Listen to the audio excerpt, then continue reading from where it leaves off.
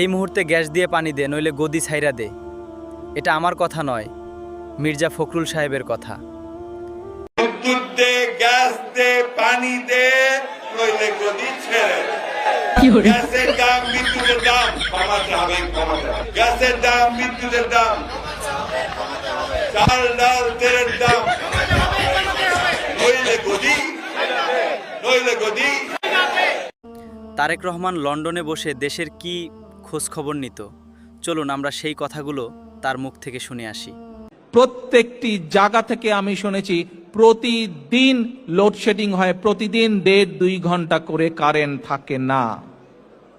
ঢাকায় যদি এই অবস্থা হয়, ঢাকার বাইরে কি অবস্থা সেটি আপনারা আন্দাজ করতে পারেন। একজনের আগে প্রতিদিন 1.5 থেকে 2 ঘন্টা কারণ থাকতো না, এখন কিছুটা পরিবর্তন হয়েছে, 1.5 থেকে 2 ঘন্টার বেশি কারণ থাকে না।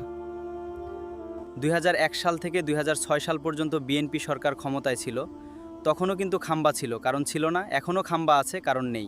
তখন থেকেই খাম্বা নামটি যুক্ত হয়েছিল। বিষয়টি নিজ দায়িত্বে আপনাদেরকে জানিয়ে দিলাম।